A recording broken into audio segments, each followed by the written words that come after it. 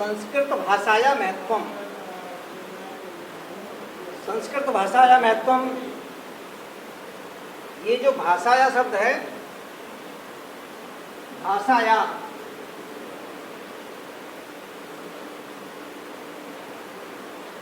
विद्याया, लताया, ये षष्ठी का एक वचन है, षष्ठी विभक्ति का एक वचन। भाषाया, भाषा का, इसमें का छिपा हुआ है। संस्कृत भाषा का महत्व। अब महत्व में दो तरह आते हैं इसमें, महत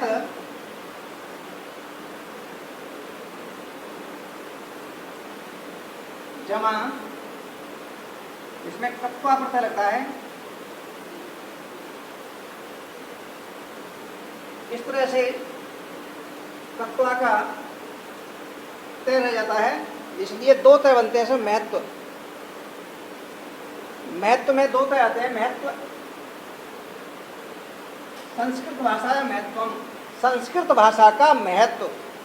हम जानते हैं कि संस्कृत भाषा देववाणी है, देवताओं की वाणी। देवताओं की वाणी क्या है, इसको अगर महादेव वाणी कहें तब भी उचित होगा, क्योंकि इसकी जो व्याकरण है भगवान शंकर के डमरू से निकली थी। भगवान शंकर ने जब कैलाश पर्वत से डमरू बजाया था तो एक बरदराज नाम का जो बालक था, आगे चलकर वो पाणि बना। उस पाणि ने उसको सुनकर व्याकरण के रूप में परिणित किया। 14 सूत्र निकले। ये 14 सूत्र संस्कृत की वर्णमाला है। आ ई ऊण री रक ए ओंग ऐ औ छैव रट लण यम गण नम झव गणदस जब गणदस खप छटत कपे सत्सर हल इति माहेश्वराणी सूत्राणी संजार्थानी। यानी ये सारे माहेश्वराणी यानी माहेश्वर शंकर भगवान के 14 सूत्र हैं जिनसे ये संस्कृत निकली है। तो इसको महादेव वाणी भी कह सकते हैं। देववाणी तो है ही, और दंडी ने तो इसे अलौकिक वाणी कहा, दैवी अलौकिक वाणी है ये। इसमें अशुद्धि और त्रुटि का तो मतलब ही नहीं है। इसमें जो भी होगा वो शोध करने के बाद लिखा गया है। एक एक शब्द, एक एक सूत्र जब ऋषियों ने इसे बनाया और उसमें जो सफलता मिलती थी तो सारे ऋषि एक एक सूत्र का नामकरण संस्कार उसी प्रकार से करते थे जैसे कोई अपने पुत्र का नामकरण संस्कार कर रहा हो। व्रत रखते थे, उपवास रखते थे, सफलता मिलने की खुशी मनाते थे। इसलिए ये संस्कृत भाषा हमारी प्राचीन भाषा है, तो इसका महत्व तो हो गई। इसमें हमारे चारों वेद, जहाँ से हमें ज्ञान मिलता है, अथर्ववेद विज्ञान का ज्ञान मिलता है, सारी विज्ञान है उसके अंदर।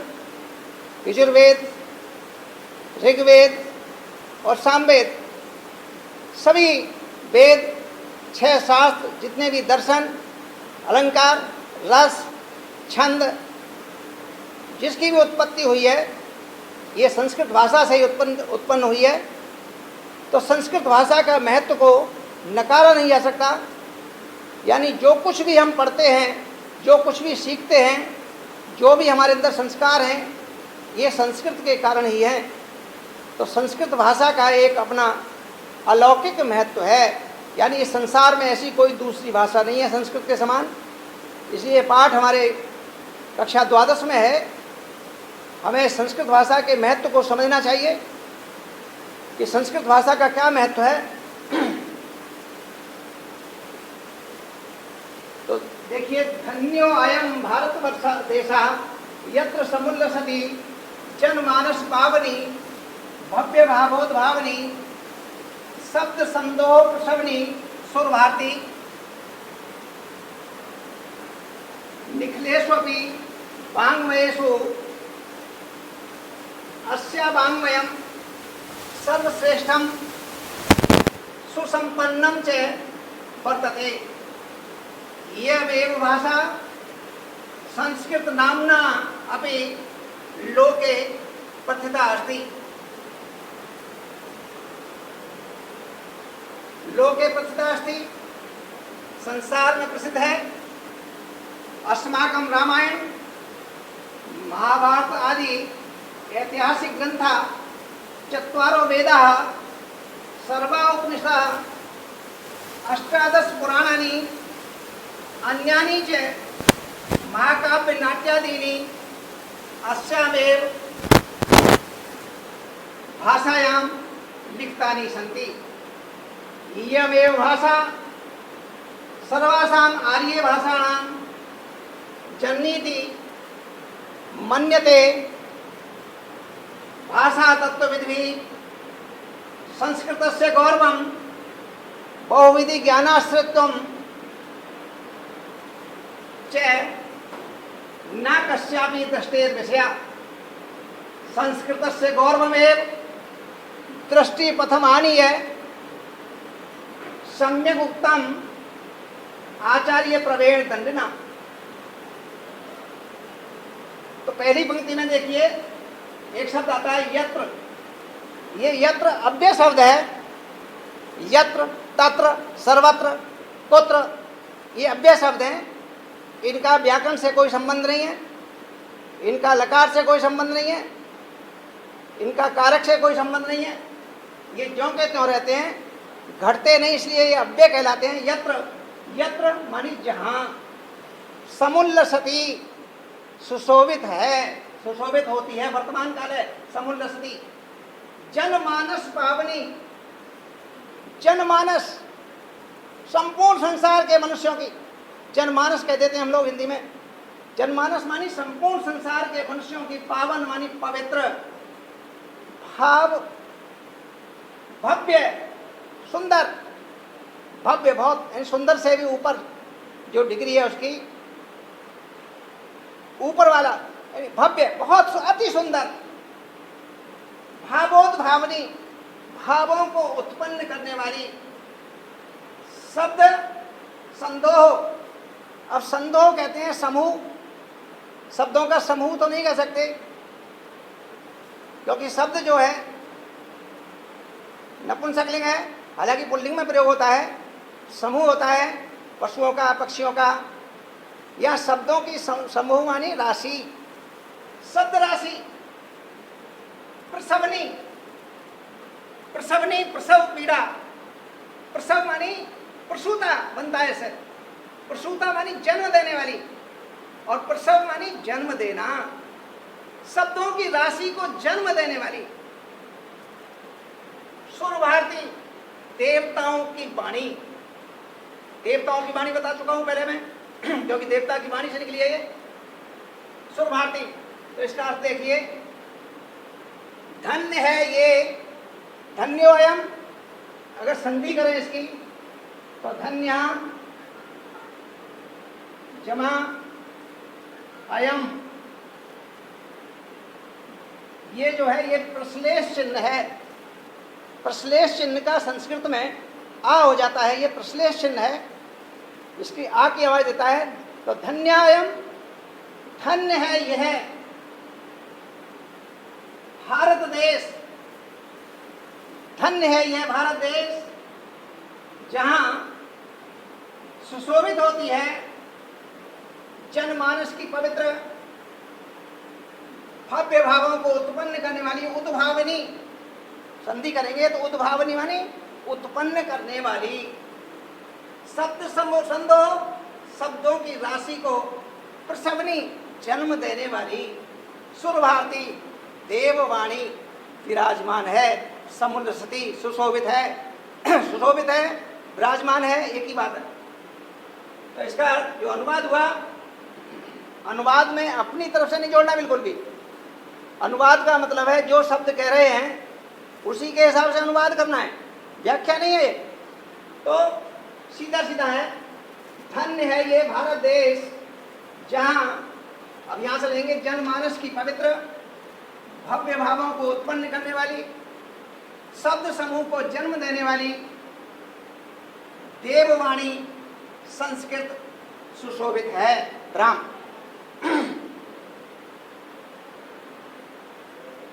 निखिलेष्वपि, निखिलेषु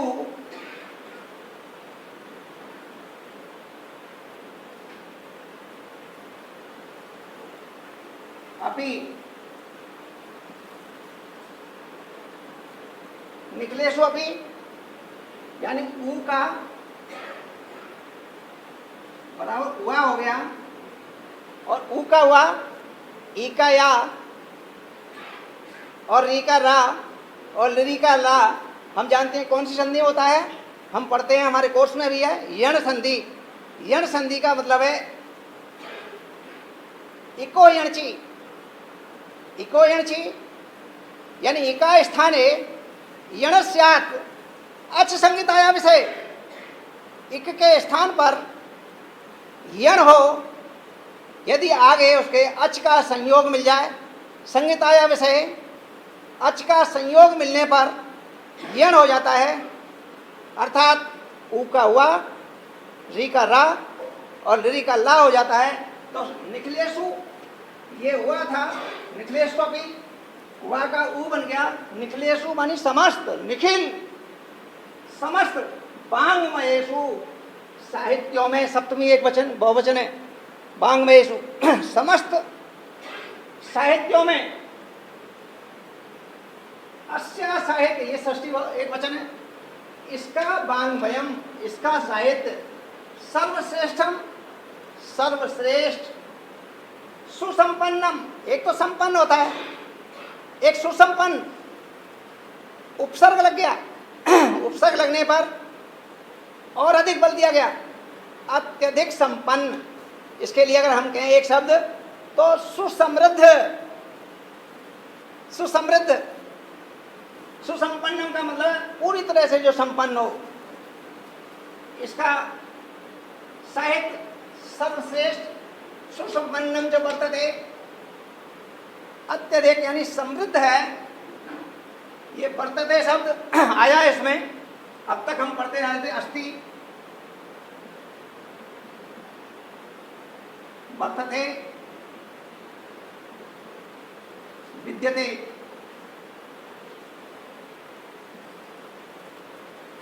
अब ये सुसंपन्नम क्यों है?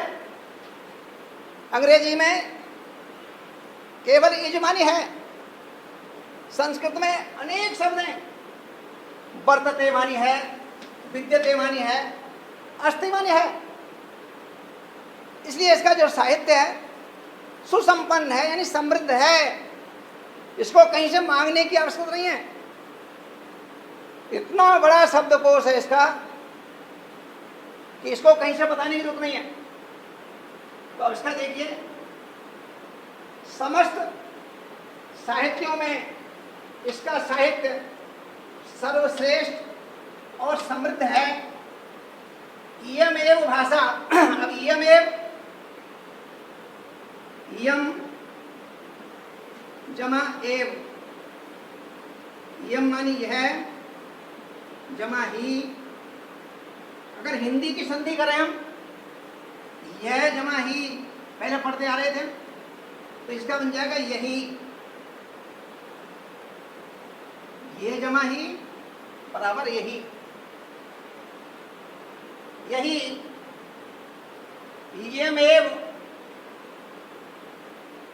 भाषा, यही भाषा, ये ही नहीं, यही भाषा। मैंने कहा अनुवाद में कुछ मिलाना नहीं है, यही भाषा संस्कृत नामना अपि, नामना षष्ठी व्यक्ति का रूप है, पंचमी में बनता है, दोनों में एक ही बनता है। यही भाषा संस्कृत नाम से भी लोके प्रथिता, सप्तमी एक वचन, संसार में प्रथिता, जानी जाना, प्रसिद्ध होना, संसार में प्रसिद्ध है। अस्माकम रामायण, अस्माकम षष्ठी व्यक्ति का रूप है, और ये अस्माकम बनता है, अहम शब्द है ये, अस्मत् शब्द का बनता है ये, अहम आवाम वयम माम आवाम अस्मान मया आवाभ्याम अस्माभि, और षष्ठी में अस्माकम आवयो तो अस्माकम बहुवचन है। हमारी रामायण अकेले की मेरी नहीं, मम नहीं, मम आवयो अस्माकम, मम नहीं है, अस्माकम रामायण, ये संस्कृत के संस्कार हैं। हमारी रामायण, महाभारत आदि ऐतिहासिक ग्रंथ, इसमें भी ई का या हो गया है, ये भी यण संधि है। महाभारत आदि ऐतिहासिक ग्रंथ, चत्वारो वेदा, चारों वेद, सर्वा उपनिषदा, सभी उपनिषद, अष्टादश पुराणानी, आप संस्कृत की यही विशेषता है, अष्ट मानी 8 और 10 मानी 10, होना चाहिए था अष्टदश, लेकिन नहीं, गिनती जो होती है अष्टादश होता है, सूत्र हैं इसके अलग अलग, इनकी जरूरत नहीं है। षडदश, षोडश होता है, ऐसे अष्टदश, अष्टादश, 18 पुराण, अन्यानी च, और दूसरे महाकाव्य नाट्यादीनी, महाकाव्य और नाटक आदीनी, आदि आदि इत्यादि। अस्याम